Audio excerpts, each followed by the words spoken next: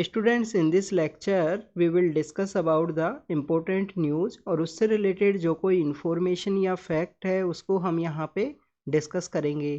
तो डिस्कशन को स्टार्ट करते हैं। स्टूडेंट्स, आज गणपति फेस्टिवल होने की वजह से जो द हिंदू न्यूज़पेपर है वो पब्लिश नहीं हुआ, तो आज जो मेजरली न्यूज़ हम कवर करेंगे वो हैं हमारे इंडियन एक्सप्रेस न्यूज़पेपर से। इसके अलावा स्टूडेंट्स, आपको जो गणपति फेस्टिवल है उसके बारे में पता होना चाहिए, जो मेजरली रूप से महाराष्ट्र का जो रीजन है, महाराष्ट्र गुजरात का जो रीजन है या जो कर्नाटका का रीजन है उसके अंदर इसको मेजरली रूप से सेलिब्रेट किया जाता है। और वैसे आपको जो सेलिब्रेशन है वो जो आपको थ्रू आउट द कंट्री देखने के लिए मिलेगा। इसके अलावा स्टूडेंट्स, अगर हम गणपति फेस्टिवल के बारे में बात करें तो जो हमारा फ्रीडम मूवमेंट है, इस फ्रीडम मूवमेंट के अंदर में जो हमारे एक इम्पोर्टेंट फ्रीडम फाइटर हैं लोकमान्य तिलक, उनके द्वारा इस गणपति फेस्टिवल को काफ़ी ज़्यादा पॉपुलराइज किया गया था। लोकमान्य तिलक के द्वारा दो इम्पोर्टेंट ऐसे फेस्टिवल हैं जिनको काफ़ी ज़्यादा पॉपुलराइज किया। एक तो आपको गणपति फेस्टिवल देखने के लिए मिलेगा जो लॉर्ड गणेशा से रिलेटेड है गणपति, और एक आपको जो शिवाजी फेस्टिवल है वो आपको देखने के लिए मिलेगा। तो इन दोनों फेस्टिवल्स को पॉपुलराइज किया गया था लोकमान्य तिलक के द्वारा। स्टूडेंट्स, उसके बिहाइंड में कारण है कि लोकमान्य तिलक के द्वारा इन जो फेस्टिवल्स के अंदर में लोग एक दूसरे से मिला करते थे, तो उस समय अपने जो आइडियाज़ हैं लोगों तक वो पहुंचाते, फ्रीडम के लिए लोगों को वहाँ पे मोटिवेट करते कि किस तरीके से अगर हमको फ्रीडम अचीव होगी तो क्या क्या बेनिफिट रहेंगे। और एंटी ब्रिटिश जो भी इनका आइडियाज़ हुआ करते थे वो लोगों को डिलीवर किया करते थे इस गणपति फेस्टिवल और शिवाजी फेस्टिवल के अंदर में। अब आपके लिए होमवर्क है, आज का जो फर्स्ट क्वेश्चन आपके लिए होमवर्क है। आप ये बताना कि गणपति फेस्टिवल को उसका जो फर्स्ट टाइम जो सेलिब्रेशन लोकमान्य तिलक के द्वारा किया गया वो कौन से ईयर के अंदर किया गया, और शिवाजी फेस्टिवल का जो ईयर है वो क्या है। क्या 1893 है या 1896 है, क्या ईयर है वो आपको बताना है, क्योंकि ईयर एक बार महाराष्ट्र पीसीएस का जो पेपर होता है, आप देखिए कि हर स्टेट के अंदर जो पीसीएस के एग्ज़ाम्स होते हैं तो ऐसे महाराष्ट्र का एक जो पेपर जो कंडक्ट किया जाता है एमपीएससी के नाम से हम उसको जानते हैं। तो महाराष्ट्र पब्लिक सर्विस कमीशन के एग्ज़ाम के अंदर ये क्वेश्चन पूछा गया था कि इन जो फेस्टिवल्स के अंदर में सबसे पहले फेस्टिवल कौन सा जो कंडक्ट हुआ था, गणपति हुआ था या शिवाजी हुआ था, कौन सा फेस्टिवल पहले कंडक्ट किया गया था तिलक महाराज के द्वारा। नेक्स्ट अगर हम बात करें स्टूडेंट्स, हमारा जो ओल्ड पार्लियामेंट का जो बिल्डिंग है जो ये फोटो के अंदर दिखाया गया है उसके अंदर लास्ट डे था, तो हमारे ऑनरेबल पीएम सर के द्वारा जो फेयरवेल डे के रूप में इसके अंदर स्पीच है वो दिया गया। हमारे जितने भी यहाँ पे जो प्राइम मिनिस्टर्स हैं उनके कंट्रीब्यूशन को इनके द्वारा याद किया गया कि जो जवाहरलाल नेहरू हैं उनके द्वारा यहाँ पे जो अपना इंडिया की जो जर्नी है, इंडिपेंडेंट इंडिया की जर्नी को स्टार्ट किया गया उनके द्वारा। आप देखिए कि उनके बाद में जो शास्त्री जी हैं एंड इंदिरा गांधी हैं उनके द्वारा कुछ हार्ड डिसीजंस है वो लिए गए थे। शास्त्री जी के द्वारा आप देखिए उस समय ही हमारा जो कंट्री है वॉर की सिचुएशन से भी गुजर रहा था। बाद में इंदिरा गांधी के द्वारा काफ़ी इंपॉर्टेंट जो डिसीजंस लिए गए, इंदिरा गांधी के द्वारा जो काफ़ी इंपॉर्टेंट डिसीजंस लिए गए थे, नेशनलाइजेशन ऑफ बैंक हो, प्रीवियस पियर्स जो हमारे यहाँ पे जो प्रिंसली स्टेट्स इंडिया को ज्वाइन किए थे उनको दिया जाता था उसको कैंसिल करना हो, या काफ़ी सारे जो इम्पोर्टेंट डिसीजन है जिसके अंदर 1971 का वॉर भी है, जो बांग्लादेश लिबरेशन वॉर है उसको भी आप काउंट कर सकते हो। तो स्टूडेंट फिर इंदिरा गांधी के द्वारा एक इमरजेंसी का डिसीजन लिया, उसको भी ऑनरेबल पीएम सर के द्वारा मेंशन किया गया। ऑनरेबल पीएम सर के द्वारा जो हमारे पीवी नरसिम्हा राव के द्वारा जिस तरीके का जो एलपीजी रिफॉर्म्स लिए गए थे उनको भी इन्होंने एंडोर्स किया था। और हमारे जितने भी जो प्रेसिडेंट रहे हैं, प्रेसिडेंट्स का जो कंट्रीब्यूशन है हाउस को जिस तरीके से रन करने में, हाउस के द्वारा जो भी बिल यहाँ पे पास किया जाता है उसको असेंट देने में, प्रेसिडेंट का असेंट का जो आर्टिकल है वो कौन सा है स्टूडेंट्स, प्रेसिडेंट असेंट का आर्टिकल कौन सा है, क्या 111 है, 111 आर्टिकल है या 112 है, ये आप कमेंट सेक्शन के अंदर बताना। ये आपके लिए कुछ होमवर्क्स हैं जो आपको यहाँ पे करने चाहिए। बेसिकली एक ही स्टूडेंट है जो आजकल आंसर देते हैं, उसके अलावा तो आप कोई भी जो आंसर है नहीं दे रहे हो, आंसर्स के अंदर पार्टिसिपेट करो।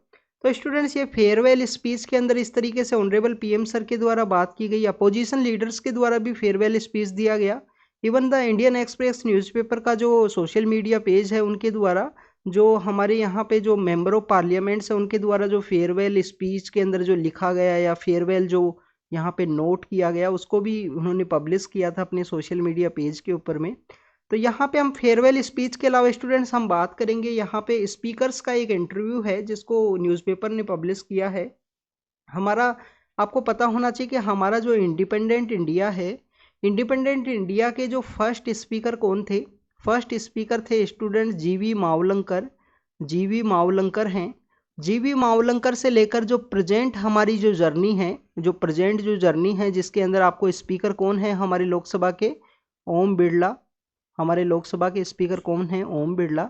और राज्यसभा के अंदर तो आपको पता होगा कि जो चेयरमैन होते हैं वो जो बेसिकली हमारे वाइस प्रेसिडेंट हुआ करते हैं। तो जीवी मावलंकर जो हैं हमारे फर्स्ट स्पीकर थे, ओम बिरला हमारे प्रेजेंट स्पीकर हैं। इसके बीच में आपको वुमेन स्पीकर भी देखने के लिए मिलती हैं। वुमेन स्पीकर जो हमारी फर्स्ट वुमेन स्पीकर है वो है मीरा कुमारी। वो है स्टूडेंट्स मीरा कुमारी। अब मीरा कुमारी बेसिकली काफ़ी इंपॉर्टेंट पर्सनैलिटी हैं वैसे अगर आप देखो तो, क्योंकि आप देखें कि इंडिपेंडेंट इंडिया के समय या हमारी जो फर्स्ट कैबिनेट बनी थी 1946 के समय, इंटरिम कैबिनेट जो बनी थी, उसके अंदर भी इनके जो फादर हैं बाबू जगजीवन राम, वो उस समय लेबर मिनिस्टर हुआ करते थे। और ये जो मीरा कुमारी जिस एरिया से कंटेस्ट करती हैं, बिहार के अंदर एक एरिया है उसका नाम है सासाराम। अब ये सासाराम आपको हिस्ट्री में भी आपको देखने के लिए मिलेगा। आप देखिए कि जब बाबर की डेथ के बाद में हुमायूं जब पावर के ऊपर आएंगे तो हुमायूं के बाद में वहाँ पे एक जो सूर एम्पायर हुआ करता था, सूर एम्पायर के एक रूलर हुआ करते थे शेर शाह सूरी। शेर शाह सूरी। तो ये जो शेर शाह सूरी है ये इसी सासाराम के एरिया से बिलोंग किया करते थे जहाँ से मीरा कुमारी अब प्रेजेंट समय में जो इलेक्शन है वो कंटेस्ट किया करती थी। फिर जब नरेंद्र मोदी गवर्नमेंट पावर के अंदर आई तो उस समय इंदौर से जो हमारी मेंबर ऑफ पार्लियामेंट थी सुमित्रा महाजन, 8 टाइम ये मेंबर ऑफ पार्लियामेंट रहे थे इंदौर से, तो फिर उनको यहाँ पे जो स्पीकर है वो बनाया गया था। इसके अलावा स्टूडेंट्स आपको ये पता होना चाहिए कि जब भी स्पीकर के द्वारा, एक स्पीकर है इस हाउस के अंदर में, और नेक्स्ट हाउस के अंदर जब नेक्स्ट हाउस की मीटिंग होगी आफ्टर द जनरल इलेक्शन, तो ये क्या स्पीकर नेक्स्ट हाउस की फर्स्ट मीटिंग को भी हेड करता है। तो ये आपको पता होना चाहिए कि ये जो स्पीकर जनरल इलेक्शन से पहले है वो फर्स्ट हाउस की मीटिंग तक भी रहेगा। फिर यहाँ पे एक एड होक स्पीकर है उसे इलेक्ट किया जाता है, जो मैक्सिमम यहाँ पे जो एड ऑफ स्पीकर का काम होता है बेसिकली ओथ को दिलाना। जो नए पार्लियामेंटियन आए हैं, जितने भी नए लोग दोबारा इलेक्ट होके आए हैं, उनको ओथ दिलाने का काम होता है। स्पीकर के द्वारा जब भी रिजाइन किया जाता है, सपोज कीजिए कोई स्पीकर है उसके द्वारा रिजाइन करना है, तो ये अपना रेजिग्नेशन किसको देंगे? क्या प्रेसिडेंट को देंगे या डिप्टी स्पीकर को देंगे? ये आपको पता होना चाहिए कि डिप्टी स्पीकर को इनका अपना रेजिग्नेशन है वो देते हैं। और इसके अलावा हमारे यहाँ पे लोकसभा के अंदर में एक पार्लियामेंट्री कन्वेंशन है। कन्वेंशन बेसिकली वो चीज़ है जो लिखी नहीं होती हैं, बट सम हाउ कन्वेंस कर लिया गया, सभी पार्टीज़ के द्वारा डिसीजन लिया गया कि लोकसभा के अंदर जो डिप्टी स्पीकर रहेंगे वो यहाँ पे आपको अपोजिशन पार्टी से देखने के लिए मिलेंगे, जो पार्टी पावर के अंदर नहीं रहती। तो इनका इंटरव्यू पब्लिश हुआ है कि इस पार्लियामेंट से रिलेटेड इनकी कैसी यादें हैं, किस तरीके से हाउस को मैनेज किया करते थे, उसके बारे में इन्होंने बताया कि मैंने अपने जो फादर के एरा के समय, बाबू जगजीवन राम हमारे लेबर मिनिस्टर जो रहे, उन्हीं के एरा के समय से इस पार्लियामेंट की जो कहानियाँ हैं या इसको देखा था। इसके अलावा जो सुमित्रा महाजन के द्वारा भी बताया गया कि बेसिकली किस तरीके से पार्लियामेंट को ये मैनेज किया करते थे अपने टेन्योर के समय में। तो this is all about the हमारे जो लेडी स्पीकर्स रही हैं। सुमित्रा महाजन मीरा कुमारी फर्स्ट हैं, सुमित्रा महाजन सेकंड हैं। इसके अलावा स्टूडेंट्स ऑनरेबल पीएम सर के द्वारा अपने जो स्पीच है उसके अंदर में ये जो सेंट्रल लेजिस्लेटिव असेंबली हुआ करती थी, ये जो बेसिकली सेंट्रल असेंबली हुआ करती थी, और इसी असेंबली के अंदर में जो 1929 का जो समय है जिसके अंदर में हमारे जो भगत सिंह हैं, जिनके बारे में हमने 2-3 दिन पहले भी डिस्कस किया था पाकिस्तान की एक न्यूज़ के रिगार्डिंग में, भगत सिंह एंड बटुकेश्वर दत्त के द्वारा, भगत सिंह एंड जो बटुकेश्वर दत्त हैं उनके द्वारा इसी असेंबली के अंदर जो बॉम्ब है वो फेंका गया था। अब बॉम्ब कौन से 2 एक्ट हैं जिनके अगेंस्ट में फेंका गया था स्टूडेंट्स? एक तो है ट्रेड डिस्प्यूट एक्ट और एक है public safety act. Trade dispute act and public safety act के अगेंस्ट में इन्होंने बॉम्ब फेंका था। उसके बाद में इनको पकड़ के जो हैंग है वो किया जाता है 1931 के समय में। आप देखिए कि भगत सिंह एंड बटुकेश्वर दत्त को जो इनके द्वारा एक बॉम्ब जब फेंका जाता है तो बोलते कि जो बेसिकली डीफ लोग हैं उनको सुनाने के लिए बॉम्ब की ज़रूरत है, इस तरीके का जो स्टेटमेंट है वो दिया गया था भगत सिंह के द्वारा। इनके एक साथी हैं भगवती चरण बोहरा, उनके द्वारा एक किताब भी लिखी गई है philosophy of the bomb. Philosophy of the bomb ये आपको पता होनी चाहिए, फिलोसफी ऑफ द बॉम्ब। इसके अलावा स्टूडेंट्स अगर हम बात करें भगवती चरण बोहरा की ही वाइफ है जिनको दुर्गा भाभी का नाम दिया गया है, अनसंग हीरोज के रूप में उनके बारे में लास्ट ईयर जिक्र किया गया था ऑनरेबल पीएम सर के द्वारा ही अलग अलग स्पीच के अंदर में। तो जो दुर्गा भाभी हैं उनके द्वारा भगत सिंह को एस्केप करने में काफ़ी मदद की गई थी। तो this is all about the central assembly जो पार्लियामेंट का लास्ट डे था, बाद में वो हमारा पार्लियामेंट बना। फर्स्ट स्पीकर जेवी मावलंकर थे। अलग अलग पार्टियाज पावर के अंदर में आई हैं, अलग अलग पॉलिटिशियंस के द्वारा डिफरेंट टाइप के जो डिसीजंस है वो लिए गए हैं।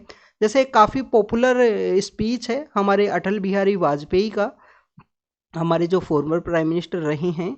तो स्टूडेंट्स उनका एक स्पीच है कि बेसिकली जब वो एक नो कॉन्फिडेंस मोशन के समय उन्होंने एक स्पीच दिया था कि सरकारें आएंगी सरकारें जाएंगी, मीन्स गवर्नमेंट हर एक इलेक्शन के बाद में डिफरेंट टाइप की जो गवर्नमेंट्स है वो फॉर्म होंगी, बट ये देश रहना चाहिए, देश की जो मतलब की रेस्पेक्ट है वो रहनी चाहिए। इस तरीके से उनका एक स्पीच है। नेक्स्ट अगर हम बात करें नेक्स्ट न्यूज़ के बारे में, तो नेक्स्ट न्यूज़ इसी से रिलेटेड है कि ये जो बेसिकली सेंट्रल लेजिस्लेटिव असेंबली है कैसे ये एग्जिस्टेंस के अंदर में आई थी। तो आप देखिए 1919 का हमारा एक्ट है जिसको कि हम मोरले मिंटो या मोंटेगू चेम्सफोर्ड एक्ट के रूप से जानते हैं। उस एक्ट के थ्रू यहाँ पे सेंट्रल लेजिस्लेटिव असेंबली की बात की गई जो कि 1921 के समय स्टार्ट होती है। उसी सेंट्रल लेजिस्लेटिव असेंबली के जो फर्स्ट प्रेसिडेंट हुआ करते थे उस समय जो चेयरमैन का जो पोजीशन है वो प्रेसिडेंट का नाम से दिया गया था, वो विट्ठल भाई पटेल हैं, जिनके द्वारा इसको जो सेव करने में काफ़ी इंपॉर्टेंट रोल प्ले किया कि एक इंडिपेंडेंट सेक्रेटरीट होना चाहिए। और इंडिपेंडेंट इंडिया के बाद में जो सेक्रेटरीट है उसके बारे में भी इनको मेंशन किया गया है। ये बेसिकली चेक्सू रोय हैं जो पीआरएस नाम का हमारा, जो आप पीआरएस कभी कभी आप रीड करते होंगे पॉलिटी के पर्सपेक्टिव से, किसी भी बिल को ट्रैक करने के रिगार्डिंग में जो पीआरएस एनजीओ है ना, उसके ये बेसिकली हेड हैं। उनके द्वारा काफ़ी सारे आर्टिकल्स लिखे जाते हैं इंडियन एक्सप्रेस के अंदर में। तो स्टूडेंट्स एमएन कोल एंड डेट विट्ठल भाई पटेल के बारे में डिस्कस किया गया है। अब आप देखें कि विट्ठल भाई पटेल को आप हो सकता है कि आपको नाम ना पता हो, विट्ठल भाई जो पटेल है, तो आपको मैं सजेस्ट करूंगा कि आपका अगर पॉलिटी के अंदर जो लक्ष्मीकांत नाम की बुक अगर आप रीड करते हो तो 1919 का जो गवर्नमेंट ऑफ इंडिया एक्ट है उसको जाके एक बार रीड कीजिए। उसके अंदर आपको ये नाम देखने के लिए मिलेगा विट्ठल भाई पटेल, कि ये फर्स्ट उस समय चेयरमैन है वो बने थे हमारी ये जो सेंट्रल लेजिस्लेटिव असेंबली है इसकी। नेक्स्ट अगर हम बात करें स्टूडेंट्स वुमेन रिजर्वेशन बिल के बारे में बात की गई है। इसके अलावा आपको ये पता होना चाहिए कि वुमेन रिजर्वेशन बिल के अलावा गवर्नमेंट के द्वारा ऐसे काफ़ी सारे ऐसे डिसीजंस लिए गए जिसमें कि आपको यहाँ पे जो जेंडर पॉलिटिक्स है बेसिकली वुमेन्स को यहाँ पे प्रमोट करने के रिगार्डिंग में या उनकी वेलफेयर के रिगार्डिंग में काफ़ी सारे जो इनिशिएटिव हैं वो गवर्नमेंट के आपको देखने के लिए मिलेंगे, जिसको यहाँ पे मेंशन किया गया है। जो आप देखिए कि एक तो हमारा सबसे पहले जब गवर्नमेंट जब पावर के अंदर आई 2014 के अंदर में, तो जो स्वच्छ भारत अभियान है वो लॉन्च किया गया वुमेन्स को डिग्निटी देने के लिए लाइफ के रिगार्डिंग में, जिसमें ओपन डेफिकेशन को फ्री करना था इंडिया को, और हमारा जो वेस्ट मैनेजमेंट है वो भी करना था, जिसके अंदर हमारी एक सिटी है इंदौर ने काफ़ी अच्छा वर्क किया है इसके अंदर में स्वच्छ भारत अभियान के अंदर में सिटी के पर्सपेक्टिव से। क्या स्वच्छ भारत अभियान का रूरल जो सर्वे है वो भी आता है क्या? तो स्टूडेंट्स रूरल का सर्वे भी आपको पता होना चाहिए कि उसके अंदर कौन कौन से जो हमारे एरियाज हैं जिन्होंने काफ़ी अच्छा काम किया है। जैसे हरियाणा के अंदर आप देखना कि एक जगह है रेवाड़ी काफ़ी बार फर्स्ट या सेकंड नंबर पे रहा है इस रूरल सर्वे के अंदर में। एक बार तो उन्होंने फर्स्ट रैंक है वो भी अचीव की थी, हरियाणा के अंदर एक है रेवाड़ी। नेक्स्ट अगर हम बात करें स्टूडेंट्स, वैसे सदर्न इंडिया के काफ़ी सारे विलेज आपको रूरल सर्वे के अंदर अच्छे से उनकी रैंकिंग आपको देखने के लिए मिलेगी। स्वच्छ भारत अभियान का ये एक इंदौर का जो काफ़ी अच्छा वर्क है जिसके अंदर भी वुमेन्स को जो डिग्निटी है वो देने के लिए उसको स्टार्ट किया गया था। नेक्स्ट अगर हम बात करें स्टूडेंट्स, जो बेटी बचाओ बेटी पढ़ाओ डेट मीन्स यहाँ पे जो जेंडर रेशियो है उसको इम्प्रूवमेंट करने के रिगार्डिंग में था कि जो सेक्स डिटेक्शन जो टेक्निक्स हैं जिनकी वजह से रेशियो हमारे यहाँ पे काफ़ी ज़्यादा काफ़ी ज़्यादा ख़राब हो गया था। उस रेशियो को, जेंडर रेशियो को इम्प्रूव करने के रिगार्डिंग में बेटी बचाओ बेटी पढ़ाओ और अलग अलग तरीके के ऐसे कानून लाए गए, जैसे PCPNDT एक्ट है, जो हमारे यहाँ पे सेक्स डिटरमाइनिंग, जो मीन्स प्रेगनेंसी के समय ही सेक्स को डिटरमाइन किया जाता है कि जो बच्चा है वो क्या होगा, मेल है या फीमेल है, उसकी कैटेगरी में। तो उस एक्ट को अच्छे से इम्प्लीमेंट भी किया गया है। आप देखिए समय समय पे ऑनरेबल सुप्रीम कोर्ट के द्वारा भी जो PCPNDT एक्ट है, PCPNDT एक्ट है, उसको अच्छे से इम्प्लीमेंट करने के रिगार्डिंग में काफ़ी सारी गाइडलाइंस है सुप्रीम कोर्ट की। तो this is all about the Beti Bachao Beti Padhao. इसके अलावा अगर हम बात करें स्टूडेंट, PM उज्ज्वला योजना है, प्रधानमंत्री उज्ज्वला योजना, जो कि हमारे यहाँ पे क्लीन कुकिंग की रिगार्डिंग में है कि चूल्हे से जो यहाँ पे पोल्यूशन होता है या जो ट्रेडिशनल कुकिंग की जो प्रैक्टिस है उससे पोल्यूशन से निजात दिलाने के लिए यहाँ पे वुमेन के नाम के ऊपर ही, वुमेन का जो नाम है उसी के ऊपर जो सिलेंडर है, वो जो गैस सिलेंडर है उसका नाम पे दिया जाएगा PM उज्ज्वला योजना के अंदर में, जिसके अंदर प्रेजेंट समय में स्टूडेंट्स 9 करोड़ से भी प्लस यहाँ पे बेनिफिशरीज हैं PM उज्ज्वला योजना के अंदर में। इसके अलावा आप अगर हम बात करें स्टूडेंट्स, आपको जल जीवन मिशन देखने के लिए मिलेगा। अब ये जल जीवन मिशन किस तरीके से है, आप देखिए कि वुमेन्स का ही मैक्सिमम जो काम है वो आपको किस में देखने के लिए मिलेगा, वाटर कलेक्शन में, फैमिली का जो फूड है उसको प्रिपेयर करने में। तो ये जो जल जीवन मिशन, जिसके थ्रू आपको जो टैप वाटर जो सप्लाई है वो करना है रूरल एरियाज के अंदर में। आप वेस्टर्न राजस्थान के अंदर आप देखिए कि वहाँ पे जो वुमेन्स हैं, कुछ ऐसे भी एरिया हैं जिसके अंदर में पानी को कलेक्ट करने के लिए वो कम से कम अपने जो कंप्लीट डे है उसके 4 से 5 जो आवर्स है वो पानी के कलेक्शन के अंदर ही लगाते हैं। काफ़ी दूर उनको पानी कलेक्ट करने के लिए जाना होता है। तो जल जीवन मिशन जो है वो बेसिकली यही है, जो इसमें जल शक्ति मिनिस्ट्री बनाई गई, मिनिस्ट्री ऑफ जल शक्ति है, जिसके द्वारा यहाँ पे टैप वाटर सप्लाई करना है रूरल एरियाज़ के अंदर में 2024 तक।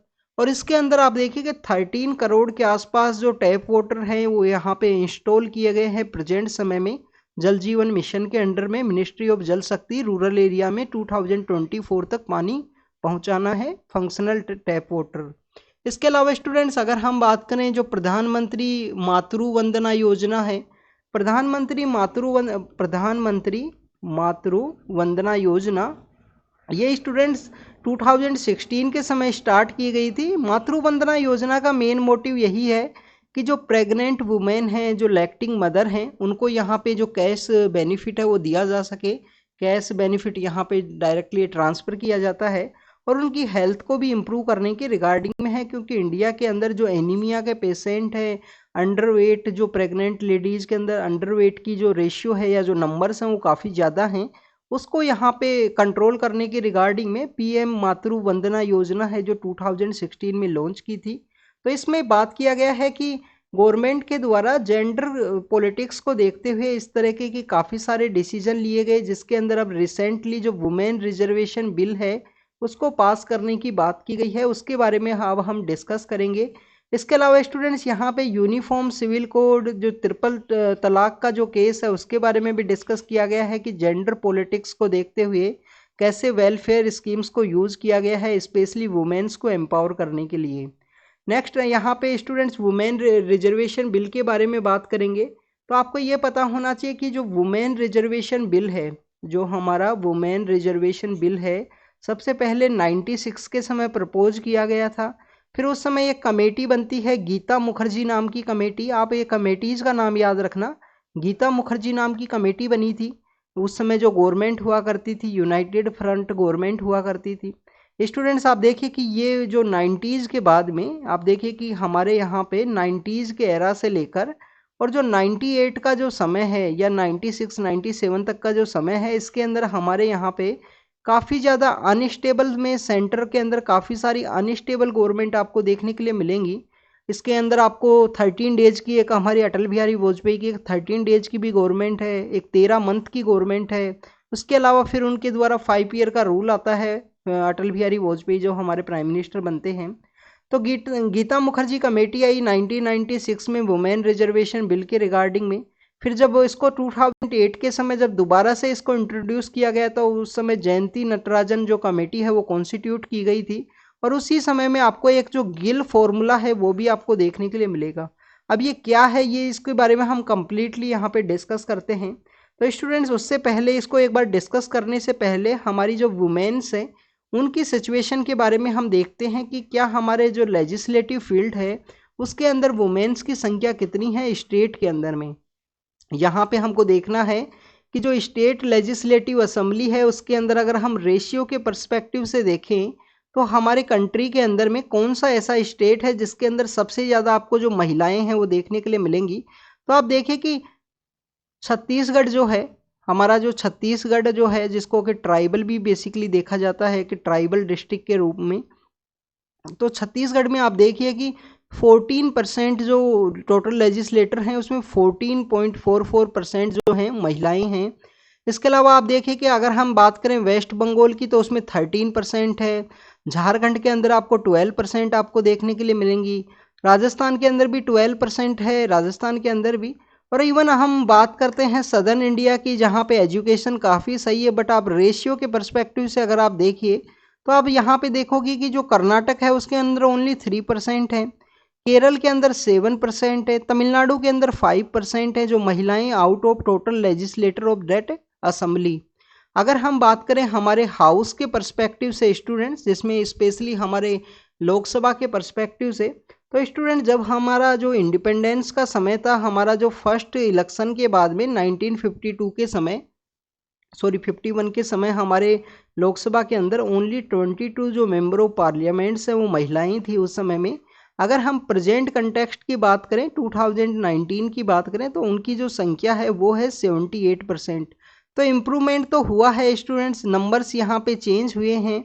तो ये वुमेन रिजर्वेशन बिल है वो क्यों नहीं पास हो पाया अभी तक, ऐसा अगर नंबर्स चेंज हुए हैं, सभी इस तरीके से बात करते हैं तो वुमेन एम्पावरमेंट की, तो ये नंबर क्यों नहीं चेंज हो पाए उसके बारे में अगर हम बात करें तो स्टूडेंट्स कुछ जो अपोजिशन पार्टीज़ हैं उनका यहाँ पे डिसीजन ये था, उनका यहाँ पे बेसिकली प्रोविज़न ये था कि जो वुमेन्स को रिजर्वेशन जो दिया जा रहा है इस एक्ट के थ्रू, वुमेन रिजर्वेशन बिल के थ्रू जो यहाँ पे रिजर्वेशन दिया जा रहा है 1/3 महिलाओं को, तो इसके अंदर भी जो रिजर्वेशन है उसके अंदर भी उनको जो रिजर्वेशन चाहिए, reservation with in the reservation, basically यहाँ पे कि शेड्यूल कास्ट की, जो शेड्यूल ट्राइब हैं, इसके अलावा जो ओबीसी की जो कम्युनिटीज़ हैं उनकी जो महिलाएं हैं उनको भी रिजर्वेशन दिया जाना चाहिए विद इन द रिजर्वेशन, जो 1/3 रिजर्वेशन दिया जाएगा वुमेन रिजर्वेशन बिल के थ्रू। अब यहाँ पे अगर हम बात करें स्टूडेंट्स कि जिन अपोजिशन पार्टीज़ को यहाँ पे ये जो ऑब्जेक्शन किया गया था कि reservation with in the reservation चाहिए, तो उनके रिगार्डिंग में जो SC एंड ST हैं उनके रिगार्डिंग में जो रिजर्वेशन है उसको ऐड किया गया, बट OBC के रिगार्डिंग में जो डिमांड है वो आपको यहाँ पे देखने के लिए मिलती है। अब ये डिमांड वैसे सही है, आप देखिए कि इंक्लूसिव अगर आपको डेवलपमेंट करना है, इंक्लूसिव अगर आपको डेवलपमेंट करना है तो उसके लिए आपको जो सभी जो सेक्शंस है उसका इम्प्रूवमेंट करना होगा। अगर हम बात करें कि टोटल अगर यहाँ पे जो 33% रिजर्वेशन अगर दे दिया गया तो इसके अंदर जो महिलाएं जो बेसिकली इलेक्शन के लिए इलेक्ट होंगी, तो इंक्लूसिविटी के पर्सपेक्टिव से या उन जो पॉलिटिकल पार्टीज़ हैं उनकी वोट बैंक पॉलिटिक्स की वजह से इस तरीके के जो ऑब्जेक्शन है उनके द्वारा किए गए थे। इसके अंदर एक आपको गिल फॉर्मूला भी आपको देखने के लिए मिलेगा कि यहाँ पे रोटेशन पॉलिसी लगाई जाए। रोटेशन पॉलिसी क्या है कि एक सीट को अगर रिजर्व कर दिया गया है तो उस नेक्स्ट ईयर जो नेक्स्ट जो सीट है, सपोज कीजिए ये 3-4 पार्लियामेंट्री कॉन्स्टिट्यूएंसीज हैं, तो इस बार इसको करना है, नेक्स्ट टाइम दूसरे को रोटेशन की पॉलिसी की यहाँ पे अडॉप्ट करनी है वुमेन रिजर्वेशन के पर्सपेक्टिव में। इसके अलावा गिल फॉर्मूला एक और आया था स्टूडेंट 2008 के समय। गिल फॉर्मूला क्या है? गिल फॉर्मूला यही है कि हमारे यहाँ पे जो महिलाएं जिनको रिजर्वेशन देना है, क्यों ना ऐसा करें कि पॉलिटिकल पार्टीज़ के ऊपर ही कंपल्सन लगा दिया जाए कि पॉलिटिकल पार्टीज़ के द्वारा 50%, सपोज कीजिए नंबर मैंने मतलब कि एज ए बताया है 50%, ये करेक्टली नहीं बताया गया था कि 50% जो सीट हैं वो महिलाओं को दी जाएंगी, वुमेन जो लेजिस्लेटिव पॉलिटिकल पार्टीज हैं लेजिस्लेटिव असेंबली के अंदर या पार्लियामेंट के अलग असेंबली के अंदर में, फिर बाद में वो अपोजिशन पार्टीज के द्वारा उसको रिजेक्ट कर दिया गया। तो this is about the Gill formula, rotation policy, reservation with in the reservation, जो डिमांड है schedule caste, schedule tribe and OBC community की जो महिलाएं हैं उनके पर्सपेक्टिव में कि उनको भी रिजर्वेशन है वो दिया जाए, जिससे कि इंक्लूसिव डेवलपमेंट है वो यहाँ पे हो। तो this is all about the students की जिन Geeta Mukherjee committee and Jayanti Natarajan committee हैं। अब हम इसके बारे में 2008 के अंदर जो एक्ट आया था उस एक्ट के क्या प्रोविजन है उसके बारे में एक बार डिस्कस करते हैं। तो स्टूडेंट जो 2000 सपोज कीजिए जो 2008 के अंदर आया था पर वो 10 के अंदर वोटिंग के समय आता है। तो ये जो बिल जो लाया गया था 2008 के समय जो बिल जो लाया गया था, इस बिल के अंदर में बेसिकली 2-3 इम्पोर्टेंट जो चेंजेस हैं वो किए गए थे गवर्नमेंट के द्वारा में। गवर्नमेंट के द्वारा क्या किया गया है कि जो फर्स्ट यहाँ पे बिल जो 96 में प्रपोज किया गया था वो 81st कॉन्स्टिट्यूशन अमेंडमेंट बिल के रूप में, ये बिल है स्टूडेंट, कॉन्स्टिट्यूशन अमेंडमेंट बिल के रूप में उसको प्रेजेंट किया गया। वो फिर बिल कभी एक्ट नहीं बन पाया। जो प्रेजेंट समय में है वो है 108 कॉन्स्टिट्यूशन अमेंडमेंट बिल, जो बेसिकली प्रेजेंट समय में 2008 के अंदर में आया। इसके अंदर कुछ चेंज किए गए। चेंज कौन से आर्टिकल्स के अंदर में किए गए? चेंज आपको देखने के लिए मिलेंगे। आर्टिकल 330 के अंदर चेंज लाया गया, आर्टिकल 332 के अंदर में चेंज लाया गया, और 2008 का जो एक्ट है उसके अंदर आर्टिकल जो 239 AA है, 239 AA किसके रिगार्डिंग में है? न्यू दिल्ली नेशनल कैपिटल जो टेरिटरी का जो 69 कॉन्स्टिट्यूशन अमेंडमेंट एक्ट के थ्रू जो आया था दिल्ली को, जो यहाँ पे लेजिस्लेटिव असेंबली दी गई थी। तो यहाँ पे आप देखिए कि जो 330 के अंदर क्या चेंज किया गया। 330 के अंदर ये चेंज किया गया कि जो 1/3 जो सीट हैं वो रिजर्व किन के लिए रहेंगी? वो सीट रिजर्व रहेंगी यहाँ पे बेसिकली जो schedule caste and schedule tribe, schedule caste and schedule tribe की जो महिलाएं हैं उनके लिए यहाँ पे जो मीन्स उनको भी यहाँ पे इंक्लूड किया गया था। सभी के लिए है 1/3 टोटल रिजर्वेशन है, जिसमें schedule caste and schedule tribe के रिगार्डिंग का जो रिजर्वेशन है वो भी इसके अंदर में ऐड किया गया है आर्टिकल 330 के अंदर में अमेंड करते हुए अंडर द आर्टिकल 330A के अंडर में। तो ये लोकसभा के इलेक्शन के पर्सपेक्टिव में है। एक बार इसको फिर से मैं समझाता हूँ स्टूडेंट्स, थोड़ा सही से नहीं बता पाया मैं। बेसिकली आप देखिए कि प्रेजेंट समय में हमारे यहाँ पे जो रिजर्वेशन का जो पॉलिसी है, एम्प्लॉयमेंट के रिजर्वेशन की बात नहीं कर रहे, वो आर्टिकल 16 के अंदर है। एम्प्लॉयमेंट रिजर्वेशन, इक्वल अपॉर्चुनिटी वहाँ पे सभी को देना है, उसके अंदर कुछ एक्सेप्शन है रिजर्वेशन के। ये जो रिजर्वेशन की जो हम बात कर रहे हैं ये पॉलिटिकल रिजर्वेशन की बात है। तो पॉलिटिकल रिजर्वेशन के अंदर आप देखिए कि प्रेजेंट समय में हमारा एक आर्टिकल है आर्टिकल 330। वैसे ये आर्टिकल आपको याद होना चाहिए, हमने कल परसों भी एंग्लो इंडियंस के पर्सपेक्टिव में डिस्कस किया था।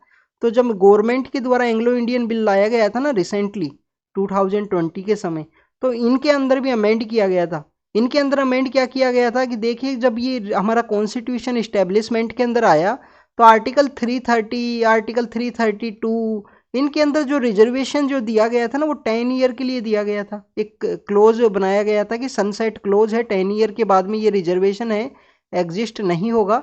बट वो देखिए क्लोज कंटिन्यूस है, समय समय में आने पे गवर्नमेंट के द्वारा उसको एक्सटेंड किया जाता है आने वाले समय के लिए।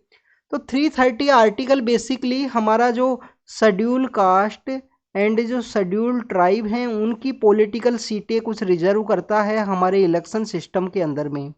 फिर आता है आपका जो 331 है। 331 बेसिकली क्या है? 331 हमारे ये बेसिकली लोकसभा के पर्सपेक्टिव में है दोनों आर्टिकल। 331 जो हमारा एंग्लो इंडियन है, एंग्लो इंडियन कम्युनिटी है उसके पर्सपेक्टिव में है। उनको जो सीट है वो रिजर्व करता है कि 2 सीट प्रेसिडेंट के द्वारा उनको नॉमिनेट किया जाए, 2 सीटें हैं। फिर स्टूडेंट्स जो आएगा हमारा स्टेट लेजिस्लेटिव असेंबली के लिए आएगा, स्टेट लेजिस्लेटिव असेंबली के लिए, स्टेट लेजिस्लेटिव असेंबली के लिए आर्टिकल 332 कि वहाँ पे जो schedule caste and schedule tribe है उसको बेसिकली रिजर्वेशन के रिगार्डिंग में। अब 2008 के समय जब वुमेन रिजर्वेशन बिल जब आया तो यहाँ पे रिजर्वेशन तो बेसिकली इसके थ्रू भी आपको प्रोवाइड करना होगा ना, तो इसके अंदर अमेंड किया गया 330A के अंडर में कि जो SC ST का जो रिजर्वेशन है आउट ऑफ 1/3 आउट ऑफ 1/3 के अंदर भी जो रिजर्वेशन है वो 330A के अंडर में दिया जाएगा महिलाओं को। SC ST की जो वुमेन्स हैं उनके पर्सपेक्टिव भी सीटें रिजर्व रहेंगी। एक सीट एंग्लो इंडियन के लिए भी रिजर्व कर दी, इसके अंदर में 330A है उसको इंट्रोड्यूस कर दिया 2008 के वुमेन रिजर्वेशन बिल के अंडर में। और जो SC ST की सीटें रिजर्व हैं कहाँ पे, स्टेट लेजिस्लेटिव असेंबली के अंदर में, उनके लिए भी 332A है उसको यहाँ पे ऐड किया गया था 2008 के इस एक्ट के अंदर में। तो लोकसभा के पर्सपेक्टिव से यहाँ पे एक तो SC ST की सीटें जो ऑलरेडी रिजर्व है जिसके अंदर वुमेन्स का जो रिजर्वेशन है उसको ऐड किया गया। फिर एंग्लो इंडियंस की 2 सीट हैं जिसके अंदर एक सीट को रिजर्व करने की यहाँ पे बात की गई। स्टेट लेजिस्लेटिव असेंबली के लिए आर्टिकल 332 है जो वहाँ का SC ST का रिजर्वेशन है उसके अंदर में वुमेन्स के रिजर्वेशन को ऐड किया गया था आर्टिकल 332A के अंडर में। और एक न्यू दिल्ली के अंदर में जो यहाँ पे लेजिस्लेटिव असेंबली दी गई है, न्यू दिल्ली के अंदर जो लेजिस्लेटिव असेंबली जो दी गई है वो किसके थ्रू दी गई है, 239AA के थ्रू। और ये 239AA किसके थ्रू आया है, 69 कॉन्स्टिट्यूशन अमेंडमेंट एक्ट के थ्रू जो दिल्ली को लेजिस्लेटिव की पावर दी गई थी। अभी इस 239AA के AA जो है इस 239AA के अंदर में अमेंड किया गया था कि दिल्ली के अंदर जो लेजिस्लेटिव असेंबली की जो सीट हैं उनके अंदर भी महिलाओं को जो रिजर्वेशन है SC ST की जो सीट रिजर्व है उसके अंदर महिलाओं को जो रिजर्वेशन है वो दिया जाएगा। तो this is all about that amendment that was brought in the 2008 का जो वुमेन रिजर्वेशन बिल है उसके अंदर में। बाद में उस वुमेन रिजर्वेशन बिल को बेसिकली लोकसभा के अंदर जो अपोजिशन की कुछ पार्टीज हैं उसके द्वारा उसको पास नहीं होने दिया। गवर्नमेंट के द्वारा पास करने का जो विल पावर है वो भी शो नहीं किया क्योंकि UPA गवर्नमेंट को तो कम्प्लीटली मेजोरिटी थी तो उसको पास तो करवा सकते थे बट उन्होंने फिर पास करवाया नहीं। तो this is all about the history कि ऐसे वुमेन रिजर्वेशन बिल है इस तरीके से इन आर्टिकल्स के अंदर में अमेंड करना है। नेक्स्ट अगर हम बात करें स्टूडेंट्स तो यहाँ पे अब गवर्नमेंट के द्वारा जो बिल है वो लाया जाएगा और हो सकता है कि उस बिल का ऐसा सोर्सेज बताए हैं कि उस बिल को हो सकता है कि अभी रिसेंट इलेक्शन के अंदर उसको इंट्रोड्यूस नहीं किया जाएगा। 2029 की हमारा जो सीट्स की जो संख्या है वो इंक्रीज होगी जब 2026 के बाद में। तो उस एक्सरसाइज के समय 2029 में यहाँ पे जो रिजर्वेशन है उसको हो सकता है कि इम्प्लीमेंट किया जाए जनरल इलेक्शन के अंदर में। नेक्स्ट न्यूज़ के बारे में अगर हम बात करें स्टूडेंट्स, ये एक बेसिकली फ़ोटो दिखाई गई है। फ़ोटो है कि रेनफॉल होने के बाद में न्यू दिल्ली के अंदर जो हुमायूं टॉम है, जो हुमायूं टॉम है वो कितना ब्यूटीफुल है, किस तरीके से है, उसके बारे में यहाँ पे शो किया गया है। अब आपको यहाँ पे बेसिकली टॉम्ब कल्चर के बारे में पता होना चाहिए क्या है ये। तो मुग़ल एरा के समय में इस तरीके के जो टॉम हैं वो अपने पीक के ऊपर पहुँचते हैं। और हुमायूं टॉम पहली इंडिया के अंदर ऐसी बिल्डिंग थी जो कि बेसिकली 4 बाग स्टाइल के अंदर जिसको बनाया गया था। सपोज कीजिए ये ग्राउंड है, यहाँ पे सेंटर में हुमायूं टॉम सिचुएटेड है, पूरे जो कम्प्लीटली एरिया है उसको 4 जो बाग हैं, आइडेंटिटिकल बाग हैं, बाग मीन तो बेसिकली गार्डन के अंदर इनको बनाया गया। बाग वो नहीं है, टाइगर नहीं है यहाँ पे गार्डन के रूप में। इसके अलावा स्टूडेंट्स यहाँ पे रेड सैंडस्टोन है उसका यूज़ आपको देखने के लिए मिलेगा। ये जो छतरी हैं, छतरी जो कि बेसिकली मुगल आर्किटेक्चर का पार्ट हुआ करती थी उनको यहाँ पे ऐड किया गया है। ऑक्टागोनल इस तरीके के जो गेट हैं वो देखने के लिए मिलेंगे। तो this is all about the Humayun Tom. आपको यहाँ पे एक इन्फॉर्मेशन होनी चाहिए कि जो मुगल एम्परर्स हैं, जो अलग अलग तरीके के मुगल एम्परर्स हैं, अलग अलग मुगल एम्परर्स हैं, उनको कहाँ कहाँ पे उनका जो टॉम्ब है वो सिचुएटेड है। तो एक बार उसके बारे में डिस्कस करेंगे। एक बार जो द हिंदू का जो मैगजीन होती है ना उसके अंदर में इस न्यूज़ को कवर किया गया था इन सभी के जो टॉम्ब हैं उनके बारे में। तो आप देखिए कि 1526 के समय बाबर इंडिया के अंदर आते हैं। बाबर का 1530 में डेथ होता है। तो बाबर का जो टॉम्ब है वो आपको देखने के लिए मिलेगा काबुल के अंदर में, जो अफगानिस्तान का जो काबुल है वहाँ पे इसका टॉम्ब है जिसको बाग ए बाबर के रूप से जाना जाता है। बाग ए बाबर के रूप से काबुल के अंदर ये सिचुएटेड है। बाबर के बाद में हुमायूं आते हैं, बाबर के बाद में हुमायूं आते हैं। हुमायूं का जो टॉम्ब है यहाँ पे सिचुएटेड है, अकबर के द्वारा डोनेट किया गया था। इसको बनवाया था जो हुमायूं की जो बेगम होती हैं, बागा बेगम, उनके द्वारा इसको बनाया गया था। तो इनका जो है वो दिल्ली के अंदर सिचुएटेड है। हुमायूं का पीरियड काफ़ी ज़्यादा स्ट्रगल भरा था। शेर शाह सूरी इसी के समय पावर के अंदर आएंगे। हुमायूं का मैक्सिमम समय दिल्ली से बाहर बीतता, कुछ समय के लिए दिल्ली के अंदर ये पावर के अंदर रहेंगे, मैक्सिमम बस स्ट्रगल करते ही रहेंगे। किंग तो ये बन जाएंगे बट विदाउट किंगडम ये किंग बन के घूमते रहेंगे। इसके अलावा स्टूडेंट नेक्स्ट आते हैं हुमायूं के बाद में अकबर। अकबर का टेन्योर तो आपको पता ही होगा, काफ़ी लंबा इनका टेन्योर आपको देखने के लिए मिलता है। और इनका जो आगरा के पास में, आगरा का जो नियर बाई एरिया है सिकंदरा सिकंदरा के अंदर में इनका जो टॉम है वो सिचुएटेड है। अकबर के बाद में जो पावर के अंदर आएंगे वो आएंगे स्टूडेंट जहांगीर। जहांगीर का जो टॉम है वो आपको लाहौर के अंदर देखने के लिए मिलेगा, लाहौर के अंदर इनका टॉम है। जहांगीर तो बेसिकली स्टूडेंट पेंटिंग किया करते थे, पेंटिंग बनाया करते थे। और मैक्सिमम जो डिसीजन है जहांगीर की जो वाइफ है उनके द्वारा लिए जाते थे, उनका एक ग्रुप हुआ करता था, मैक्सिमम डिसीजंस उन्हीं के द्वारा लिए जाते थे। यहाँ पे जो जहांगीर की वाइफ है, उनका वाइफ के जो फादर हैं उनका भी एक टॉम्ब आपको देखने के लिए मिलेगा। टॉम्ब में इदातुद्दौला का नाम है उस टॉम्ब का। उसके अंदर वाइट मार्बल को काफ़ी सारा यूज़ किया गया है बिफोर द ताजमहल से पहले। उसके बाद में स्टूडेंट्स अगर हम बात करें शाहजहाँ आएंगे पावर के अंदर में। और शाहजहाँ का जो टॉम्ब है वो आपको कहाँ पे मिलेगा, आगरा के अंदर में। आगरा प्रॉपर आगरा के अंदर है, यहाँ पे इनका सिकंदरा के अंदर है। और अगर हम बात करें नेक्स्ट औरंगजेब के बारे में, औरंगजेब के बारे में, तो औरंगजेब का जो टॉम्ब है वो आपको काफ़ी सिंपल टॉम्ब है, काफ़ी सिंपल टॉम्ब है इनका। और जो औरंगाबाद है वहाँ पे एक दरगाह है, दरगाह बेसिकली एक सूफी सेंट की दरगाह है, उसी के पास में सिचुएटेड है। औरंगाबाद का जो नाम है महाराष्ट्र गवर्नमेंट के द्वारा छत्रपति जो साहूजी महाराज के नाम से चेंज किया गया है। This is all about the Mughal जो एम्परर है जिनके टॉम्ब के बारे में डिस्कस किया हमने। नेक्स्ट अगर हम बात करें स्टूडेंट्स, होयसाला जो टेम्पल्स हैं, होयसाला डायनेस्टी से रिलेटेड जो टेम्पल्स हैं उनको यूनेस्को की वर्ल्ड हेरिटेज लिस्ट के अंदर शामिल किया गया। कल हमने देखा था कि शांति निकेतन को 41 के रूप में शामिल किया गया था। शांति निकेतन बेसिकली क्या है, शांति निकेतन एक टाउन है जो रविंद्रनाथ टैगोर के द्वारा जिसको यहाँ पे फिनिश जो रूप है वो दिया गया था। वहाँ पे जो शांति निकेतन के अंदर जो पहला आश्रम है, इनके जो पिताजी होते हैं देवेंद्र नाथ टैगोर, उनके द्वारा स्टार्ट किया गया था। अब जो 42 नंबर की जो वर्ल्ड हेरिटेज साइट है लिस्ट के अंदर जो इंडिया से शामिल किया गया है, वो होयसाल डायनेस्टी जो हुआ करती थी, होयसाल डायनेस्टी जो हुआ करती थी, उस होयसाल डायनेस्टी के यहाँ पे जो टेम्पल्स हैं उनको यहाँ पे शामिल किया गया है। अब ये होयसाल से रिलेटेड आप देखिए कि 2020 में जो प्रीलिम्स का पेपर हुआ था, उस प्रीलिम्स के अंदर में एक द्वार समुद्रम जो इनकी कैपिटल हुआ करती थी उससे रिलेटेड एक क्वेश्चन पूछा गया था। और काफ़ी इजी क्वेश्चन था स्टूडेंट्स, अगर आपने थोड़ा बहुत पढ़ाई की है तो आप उस क्वेश्चन को कर सकते हो। तो एक बार हम होयसाल डायनेस्टी के बारे में देखते हैं कि डायनेस्टी कौन थी, कैसे ये इस्टेब्लिशमेंट में आए। तो स्टूडेंट जो चालुक्य हुआ करते थे, जो चालुक्य हुआ करते थे, अभी चालुक्य कहाँ के, कल्याणा के।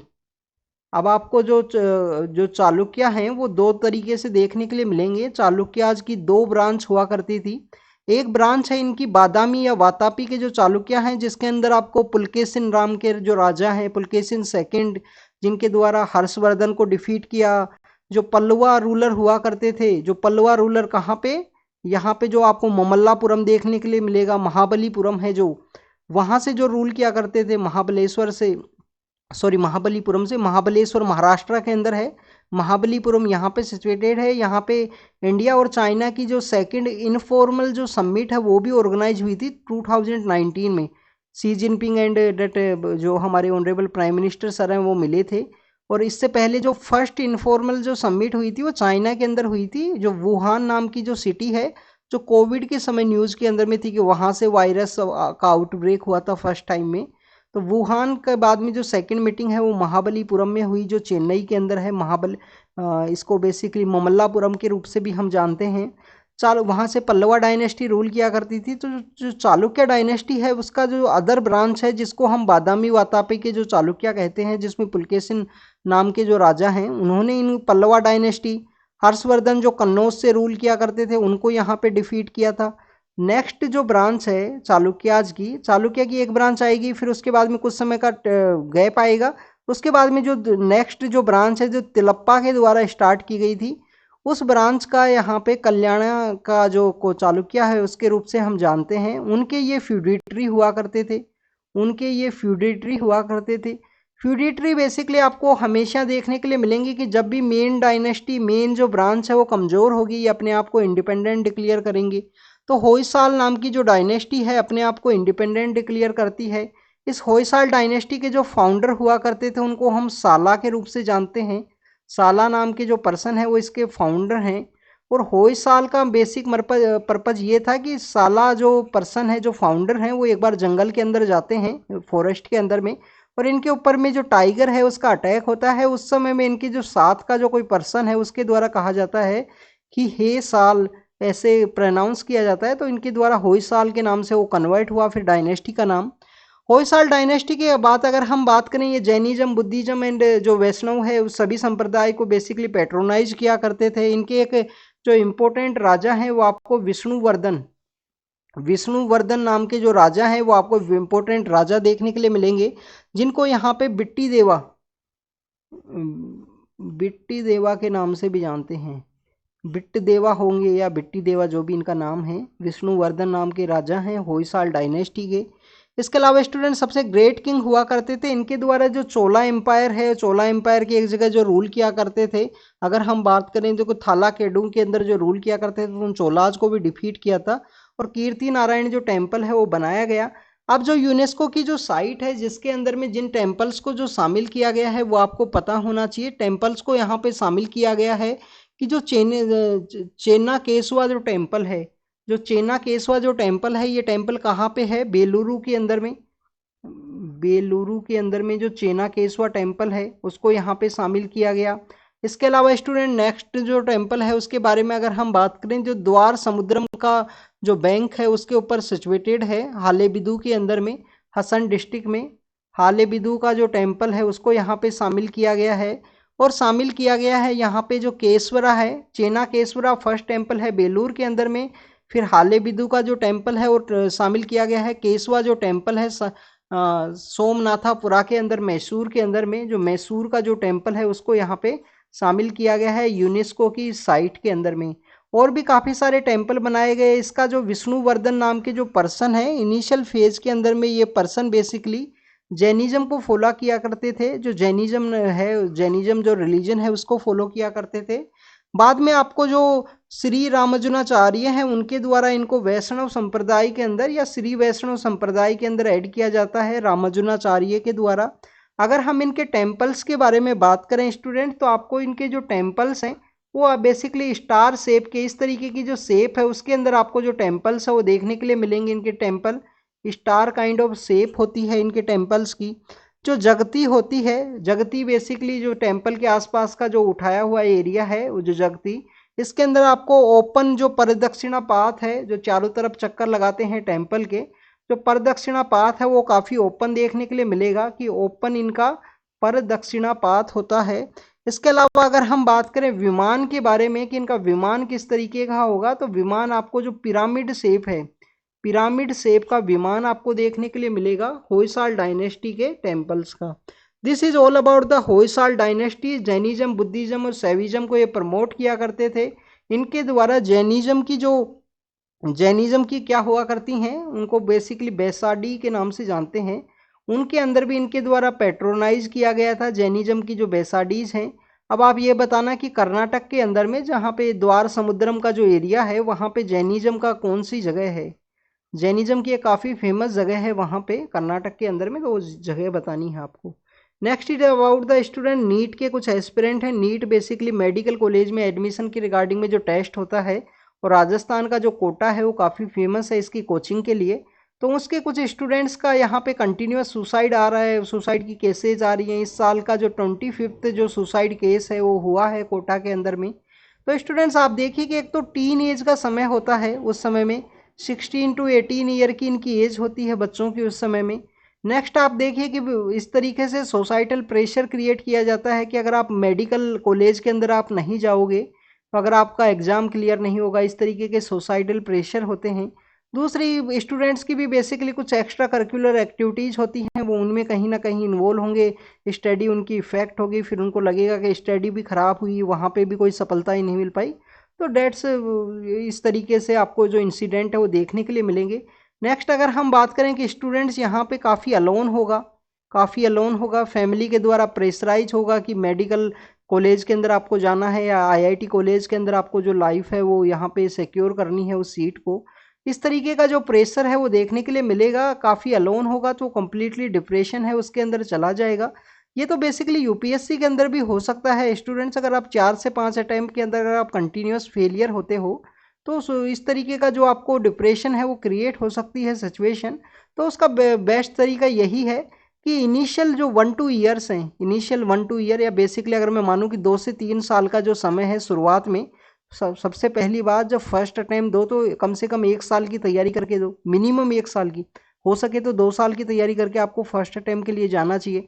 मिनिमम 2 ईयर में आप सिलेबस को अच्छे से अंडरस्टैंड कर पाओगे, और उसके बाद में 2-3 साल का अच्छे से अगर हार्ड वर्क करोगे ना, बहुत अच्छे से न्यूज़पेपर को अच्छे से रीड किया, करंट अफेयर्स कंप्लीट किए, स्टैटिक किताबें अच्छे से याद कर दी, जैसे हमने ये चालू किया, ये इन पल्लवा डायनेस्टी इन सब के बारे में रीड किया, अगर आपको नहीं आता होगा ना तो ये शायद आपको इस समय आप बिल्कुल बिल्कुल भी नहीं समझ में आएगा आपको।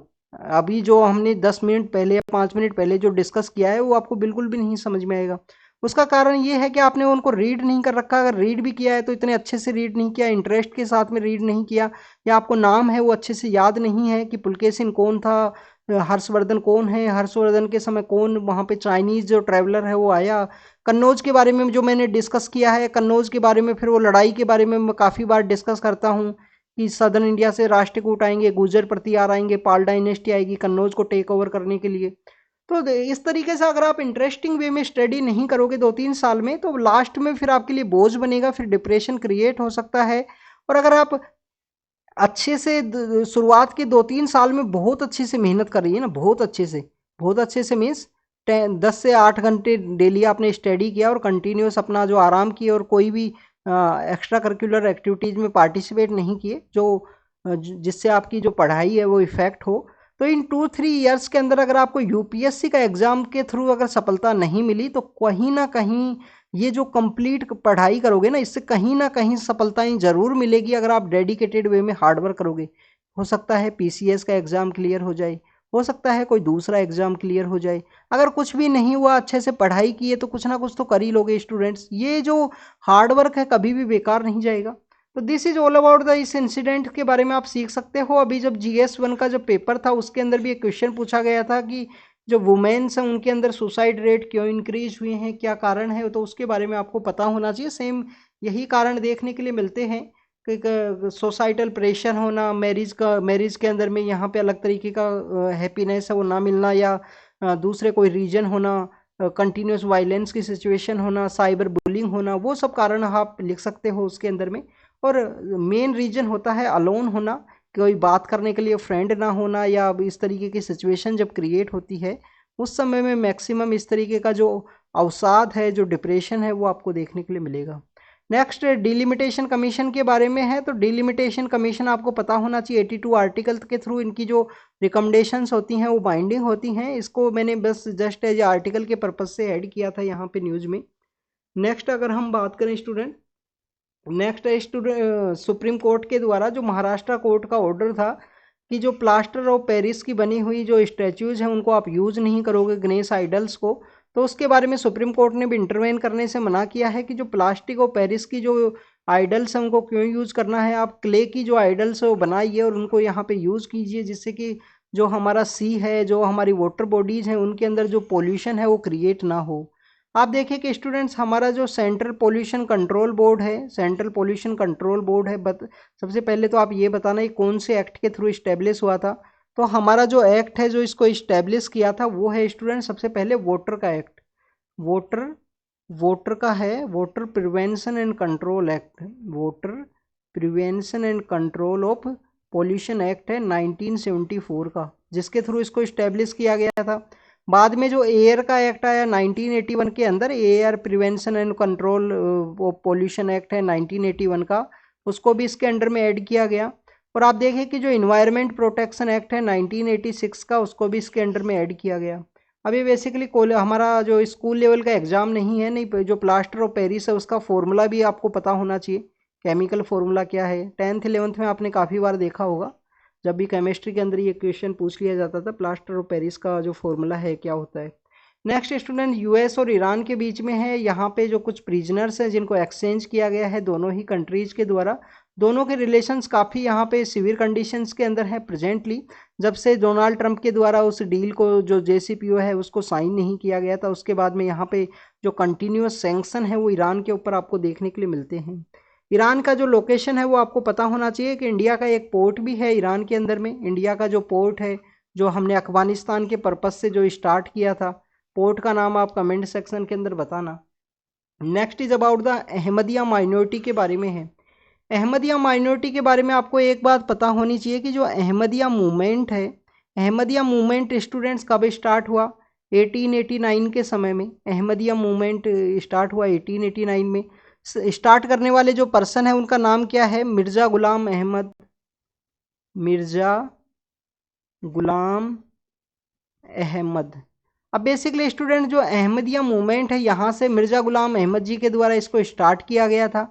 ये बेसिकली लिबरल मुस्लिम्स के रिगार्डिंग में है कि आपको जो लिबरल वैल्यूज़ हैं उनको अडोप्ट करना है, जो भी यहाँ पे जिहाद की जो प्रैक्टिस है उसको नहीं करना है। जिहाद एक बेसिक एक फॉर्मूला होता है जिसमें नॉन मुस्लिम्स के अगेंस्ट में जो वॉर है वो डिक्लेयर किया जाता है, अगेंस्ट द जो नॉन मुस्लिम्स हैं उनके अगेंस्ट में। वैसे अगर हम मैं बेसिक पर्पज़ की अगर हम बात करूँ ना, तो कोई भी रिलीजन के अंदर आपको इस तरीके का फॉर्मूला कम देखने के लिए मिलेगा कि जिसके अंदर में अगेंस्ट किसी पर्सन के किया जाए। यहाँ भी शायद नहीं होगा, बट उसको कॉमनली इस तरीके से प्रोपोगेट किया जाता है। यहाँ पे ऐसा होगा, अगर हो, मेरे को वैसे कंप्लीट इसके बारे में जानकारी नहीं है, कि जितनी भी जो बुरी आदतें हैं, जो एविल थिंग्स हैं, या जो सोशल जो कस्टम की कुछ ऐसी प्रैक्टिस होंगी, उनको यहाँ पे ख़त्म कीजिए, उनको यहाँ पे मिटाइए। बट वो देखिए कि इस तरीके का जो जिहाद है, जो बाबर के द्वारा भी यूज़ किया गया था। बाबर के द्वारा कब यूज़ किया गया, कौन से बैटल के अंदर यूज़ किया गया, बाबर के बारे में आपको पता होना चाहिए। बाबर 1526 के अंदर में पावर के अंदर में आते हैं दिल्ली में बैटल ऑफ पानीपत के थ्रू। बाद में इनके द्वारा अलग अलग लड़ाइयाँ लड़ी गई थी, चंदेरी की लड़ाई है, बैटल ऑफ खानवा है। तो जो महाराणा सांगा के साथ इनकी जो लड़ाई थी, बैटल ऑफ खानवा, उसके अंदर इन्होंने जो जिहाद है उसको यूज़ किया था। अहमदिया माइनॉरिटी बेसिकली पाकिस्तान के अंदर ये रहते हैं, इनके ऊपर जो अटैक हैं वो स्टार्ट हुए। पाकिस्तान का वहाँ पे एक जो केस है, पाकिस्तान का एक केस है कि 1974 के समय वहाँ पे एक ऐसा रिजोल्यूशन पास किया गया कि अहमदिया जो लोग हैं वो बेसिकली अपने आप को जो मुसलमान वर्ड है, जो मुस्लिम कम्युनिटी का जो वर्ड है वो यूज़ नहीं कर सकते। 1974 में ये पाकिस्तान के पार्लियामेंट के अंदर ये चीज़ पास हुई थी कि अहमदिया जो कम्युनिटी के जो लोग हैं वो नॉन मुस्लिम हैं, मुस्लिम वर्ड अपने नाम के साथ में वो यूज़ नहीं कर सकते हैं। तो ये वही हैं जो मिर्ज़ा गुलाम अहमद के द्वारा 1889 में लिबरल वैल्यूज़ के पर्सपेक्टिव में ये जो अहमदिया मूवमेंट है जिसे स्टार्ट किया गया था। तो this is all about the students की जो सोशल रिफॉर्म मूवमेंट, उन सब के बारे में देखा, जिहाद के बारे में हमने देखा। हमने यहाँ पे डिस्कस किया कि अलग अलग जो न्यूज़ हैं जिनको डिस्कस किया। तो आज ये इंडियन एक्सप्रेस की बेसिकली न्यूज़ हैं। अब यहाँ पे आपको एक न्यूज़ और डिस्कस करेंगे। आज हमने जो वुमेन रिजर्वेशन बिल के बारे में बात की थी। वुमेन रिजर्वेशन बिल के अंदर आपको ये पता होना चाहिए कि जो हमारी कॉन्स्टिट्यूशन असेंबली है, जो हमारी कॉन्स्टिट्यूशन, आज तो हम बात कर रहे हैं कि वुमेन रिजर्वेशन बिल होना चाहिए, क्या हमारी कॉन्स्टिट्यूशन असेंबली के समय वुमेन्स की संख्या थी? कॉन्स्टिट्यूशन असेंबली के अंदर वुमेन्स की जो संख्या है वो थी या नहीं थी, या आप कमेंट सेक्शन के अंदर बताना। मैंने टेलीग्राम जो चैनल है उसके ऊपर शेयर की है एक न्यूज़, जो कि इंडियन एक्सप्रेस के अंदर ही मेंशन थी, कि जो हमारी जो महिलाएं हैं उनकी जो बेसिकली कौन कौन वुमेन है कॉन्स्टिट्यूशन असेंबली में, जैसे बेगम अजीज़ रसूल हैं, सुचेता कृपलानी हैं, अम्मू स्वामीनाथन हैं, इसके अलावा दुर्गाबाई देशमुख हैं। दुर्गाबाई देशमुख का आपको दिल्ली के अंदर एक मेट्रो स्टेशन भी देखने के लिए मिलेगा। तो सदर्न साउथ कैंपस है ना दिल्ली यूनिवर्सिटी का, उस साउथ कैंपस के आसपास का एक मेट्रो स्टेशन है दुर्गाबाई देशमुख। तो ये कुछ महिलाएं हैं जो कॉन्स्टिट्यूशन असेंबली का पार्ट हुआ करती थी। तो आपको इनके जो नाम है वो पता होना चाहिए कि कितनी इनकी संख्या थी। और हमारा जो फर्स्ट कैबिनेट बना था ना, जो हमारा फर्स्ट कैबिनेट बना था, उसके अंदर भी एक जो राजकुमारी अमृत कौर हैं, जो बेसिकली कॉन्स्टिट्यूशन असेंबली के अंदर भी थी, राजकुमारी अमृत कौर। राजकुमारी जो अमृत कौर हैं, ये ओनली महिला हैं जिनको हेल्थ मिनिस्ट्री दी गई थी। तो हमारी जो फर्स्ट टाइम जो हेल्थ मिनिस्टर थी वो राजकुमारी अमृत कौर थी।